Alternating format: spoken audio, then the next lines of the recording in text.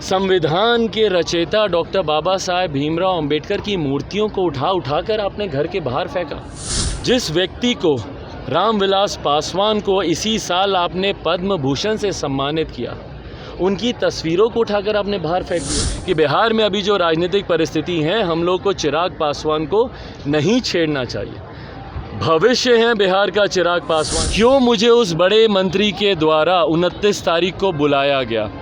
बुलाकर क्यों मुझे आश्वासन नहीं, वादा किया गया कि घर को लेकर आप निश्चिंत रहें, घर आपसे नहीं लिया जाएगा। लोग बोलते हैं ना नेपोटिज्म, नेपोटिज्म के नाम पर, लेगेसी के नाम पर मुझे ये संघर्ष दिया गया है जो मैंने अपने पिता से सीखा। और हर उस सुख सुविधाओं का, ऐशो आराम का मैं लाभ उठाता जो बदले में मुझे दी जानी थी। देखिए भाई, मैं चिराग हूँ और चिराग का अपना कोई ठिकाना नहीं होता, पर वो जहाँ जाता है रोशनी फैलाता है।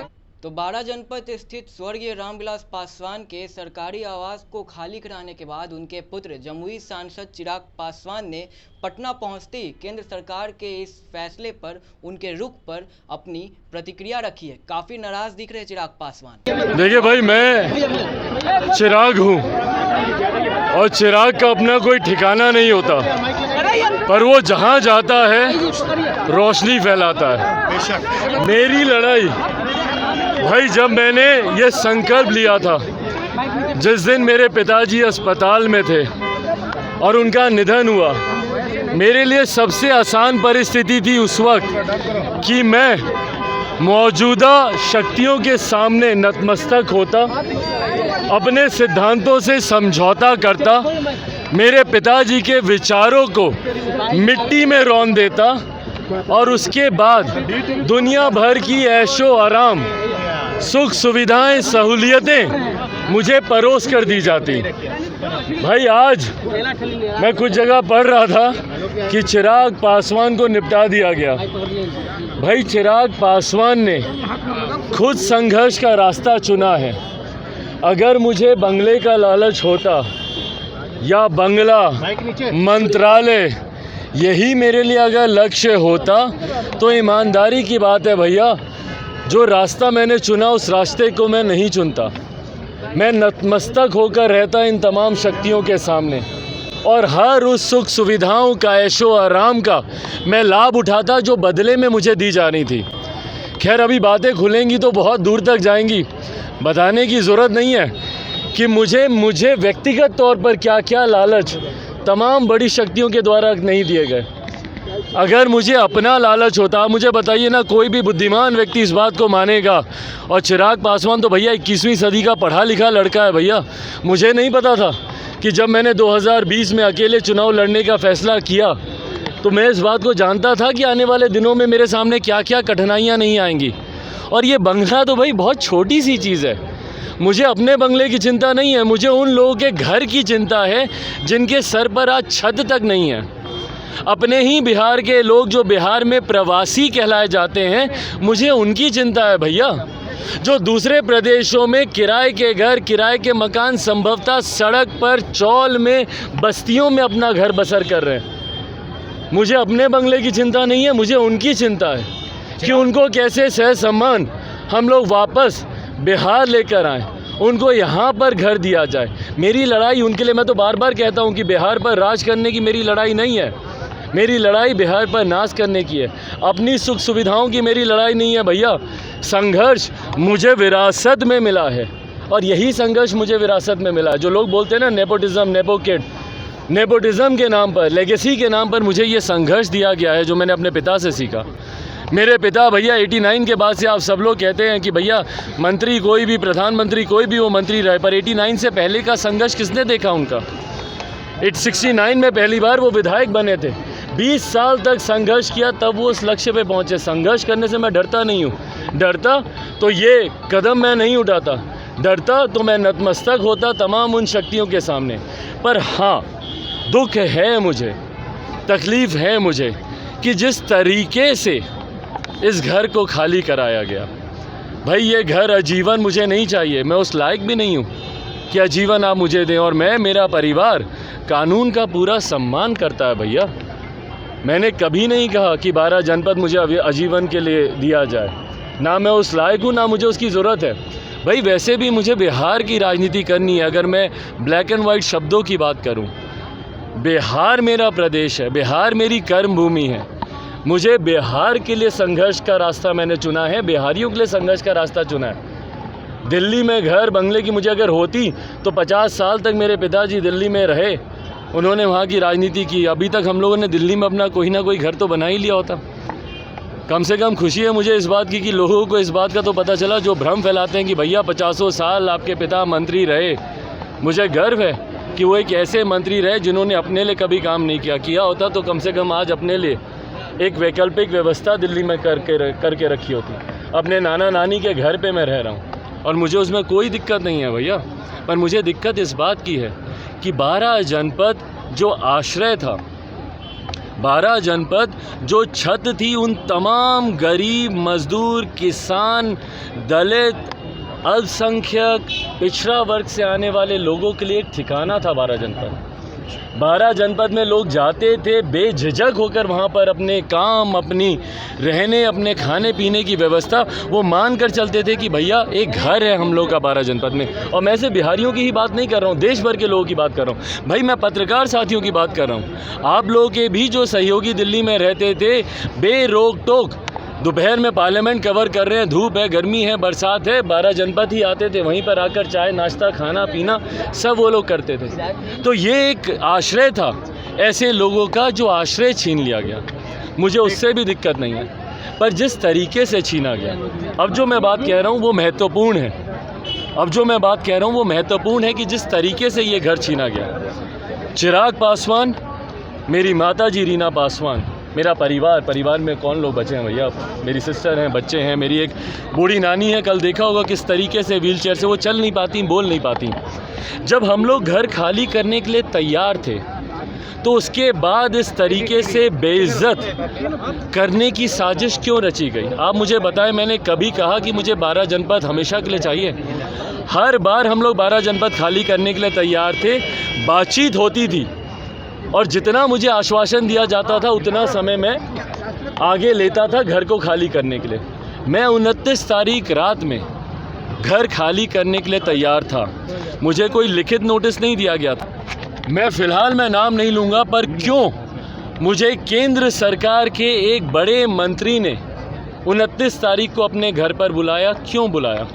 क्या मैंने समय मांगा था? नहीं। आप लोग छानबीन कर सकते हैं, समय आएगा और बातें मैं आप लोगों से साझा करूंगा। क्या मैंने समय मांगा था? नहीं। क्या मैंने आग्रह किया था वहाँ पे जाके कि मुझे और समय दिया जाए? नहीं। क्यों मुझे उस बड़े मंत्री के द्वारा 29 तारीख को बुलाया गया? बुलाकर क्यों मुझे आश्वासन नहीं, वादा किया गया कि घर को लेकर आप निश्चिंत रहें, घर आपसे नहीं लिया जाएगा? उस बड़े मंत्री ने एक और बड़े मंत्री से फ़ोन पर मेरे सामने बातचीत क्यों की? और मैं उस वक्त अकेला मौजूद नहीं था। जिस मंत्री से मेरी मुलाकात हो रही थी और जब उन्होंने दूसरे मंत्री से बातचीत की, उस वक्त एक और सांसद वहाँ पर मौजूद थे। ये तमाम बातें आगे अगर कभी स्पष्ट करने की ज़रूरत पड़ी मैं करूँगा, पर आप लोगों को जानकारी अपने स्तर पे भी मिल ही जाएगी।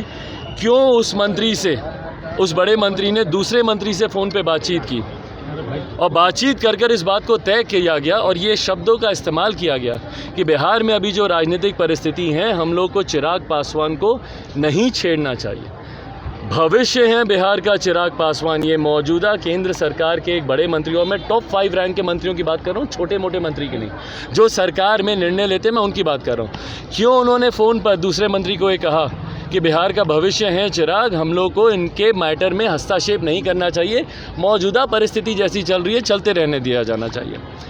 उनके इस वादे पर उस रात मैं अपने परिवार के साथ 12 जनपद पर रुका और अगले दिन जिस तरीके से फोर्स भिजवा कर, भैया इतना क्या बुरा किया कि जिस तरीके से आपने फोर्स भिजवाई और जिस तरीके से उस फोर्स ने आकर हम लोग के सामान को बाहर फेंकने का काम किया।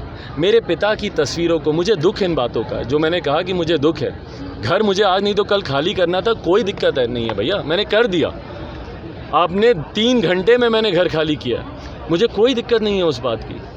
पर जिस तरीके से मेरे पिता की तस्वीरों को उठा कर बाहर फेंका गया, जिस व्यक्ति को रामविलास पासवान को इसी साल आपने पद्म भूषण से सम्मानित किया, उनकी तस्वीरों को उठाकर आपने बाहर फेंक दिया। संविधान के रचयिता डॉक्टर बाबा साहेब भीमराव अंबेडकर की मूर्तियों को उठाकर आपने घर के बाहर फेंका। मेरे पिताजी की नेम प्लेट, ये तस्वीरें आप ही सबके उस पर मैंने देखी हैं, आप ही सबके माध्यम से मेरे पास वो तस्वीरें आई हैं, क्योंकि मैं तो दिन में ही घर से बाहर चला गया था। उसके बाद जिस तरीके से मेरे माता पिता के बिस्तर पर आपके अधिकारी जूते चप्पल पहनकर उनके बिस्तर को रौंद रहे हैं, जिस बिस्तर पर मेरे पिता सोते थे उस बिस्तर पर जूते चप्पल पहनकर आप चढ़ रहे हैं। आपकी पुलिस की महिला कर्मी, मेरी महिला मददगार जो घर में जो इतने समय से जो परिवार के सदस्य के तौर पर है, उनके साथ धक्का मुक्की कर रही हैं। जो मेरी नानी की देखभाल कर रही हैं, उनके साथ महिला पुलिस आकर बदतमीज़ी कर रही है। मुझे ये कारण समझ में नहीं आया कि क्यों, जब हम लोग घर खाली करने को तैयार थे तो इस तरीके से घर को खाली करवाने की क्या ज़रूरत थी, किसके दिशा निर्देश पर?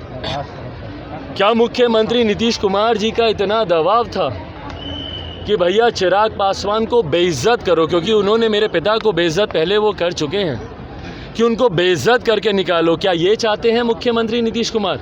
भाई कोई दिक्कत नहीं है, मेरी इज्जत मेरे मान सम्मान की जिम्मेदारी बिहार की 12 करोड़ जनता ने उठा रखी है। जब 12 करोड़ जनता मुझे इज्जत दे रही है, आपके फेंकने से या आपके मुझे घर के बाहर फेंकवाने से चिराग पासवान को कोई फ़र्क नहीं पड़ता। आपने एक आशीर्वाद का हाथ मेरे सर से हटाया, मेरे चाचा आदरणीय रामविलास पासवान जी, आदरणीय पशुपति कुमार पारस जी के तौर पर आज बिहार की 12 करोड़ जनता अपना आशीर्वाद दे रही है। आपने मुझे एक घर से निकाला, लिख के ले लीजिए, बिहार की 12 करोड़ जनता के दिल में आज के बाद चिराग पासवान बसने वाला है। चिराग पासवान को आप कितना तोड़ने की कोशिश कर लें, कितना झुकाने की कोशिश कर लें, बार बार कहता हूँ, शेर का बच्चा हूँ, रामविलास पासवान का बेटा हूँ, ना डरने वाला हूँ ना झुकने वाला हूँ। आप मेरे चेहरे पे शिकन देखना चाहते हैं, अफसोस की बात है कभी नहीं दिखेगी, क्योंकि मैं डरता किसी परिस्थिति से नहीं हूँ। अपने नेता रामविलास पासवान से मैंने सीखा है। पर मेरे सवाल हैं उन नेताओं से जो आज मेरे नेता के नाम पर सरकार में मंत्री बने बैठे हैं। भाई वो दौर था जब आप मांग करते थे, मैं पशुपति कुमार पारस जी की बात कर रहा हूँ, आदरणीय चाचा जी की। वो दौर था जब वो मांग करते थे कि 12 जनपद को रामविलास पासवान स्मारक के तौर पर घोषित किया जाए। आज जिस सरकार में आप मंत्री हैं, उस सरकार ने आपके भगवान के मंदिर को ध्वस्त किया। किस मुंह से आप सरकार में मंत्री हैं आज की तारीख में? सिर्फ अपने लालच के लिए, कुर्सी का लालच ना। तो आज आपने दिखा दिया ना, बता दिया ना कि भैया कुर्सी के लालच में आपने परिवार को तोड़ने का काम किया, अपने पार्टी को तोड़ने का काम किया, और आज अपने ही भगवान के मंदिर को ध्वस्त होता देखकर आप खामोशी से बैठे हैं। भाई यही मेरे नेता थे जिन्होंने अपने सिद्धांतों से कभी समझौता नहीं किया। 2002 में अगर उन्हें घर की परवाह होती, मकान की परवाह होती, तो कभी सिटिंग मंत्री के तौर पर वो इस्तीफ़ा नहीं देते। उन्होंने केंद्रीय मंत्री पद से इस्तीफ़ा दिया, पर कभी उन्होंने घर के लिए या अपने सिद्धांतों से किसी से समझौता नहीं किया। और आज वही लोग उनके भाई मंत्री बने बैठे हैं। भाई ईमानदारी की बात है, ईमानदारी की बात है भैया, कि ये सब बिहार की जनता देख रही है, और ख़ास तौर पर वो दलित महादलित समुदाय देख रहा है, वो पिछड़ा वर्ग देख रहा है। इसी घर से मंडल कमीशन की नींव रखी गई थी।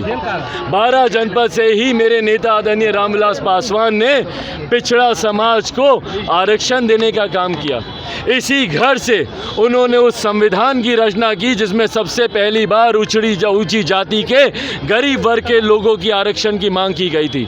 इसी घर में दलित समाज हो, महादलित समाज के लोग हों, उनके सम्मान के संरक्षण के लिए जब अनुसूचित जाति जनजाति एट्रोसिटी एक्ट को जब ध्वस्त करने की बात की गई, जब उसे धूमिल करने की बात की, तो मेरे नेता ने उस वक्त भी बंगले की चिंता नहीं की, मौजूदा केंद्र सरकार को अल्टीमेटम देने का काम किया, और इस SC ST एक्ट को यथास्थित स्थिति में लाने का वहाँ पर निर्णय लिया गया। तो भैया आज जब आप इस घर को छीन रहे हैं, तो तमाम उस दलित महादलित समुदाय के लोग देख रहे हैं कि किस तरीके से जिसको आपने इसी साल पद्म भूषण दिया, उसकी बीवी को आपने कैसे धक्के मारकर घर से बाहर निकाला, उसके बच्चे को कैसे आपने निकाला। अनुमान करेंगे क्या? तो भैया जब ये लोग देख रहे हैं तो आने वाले समय में ये लोग भी आपको जवाब देंगे, बताएंगे, और ये जवाब खास तौर पर उन लोगों को मिलेगा जो आज मेरे नेता की वजह से वहाँ पर मंत्री बने हुए हैं।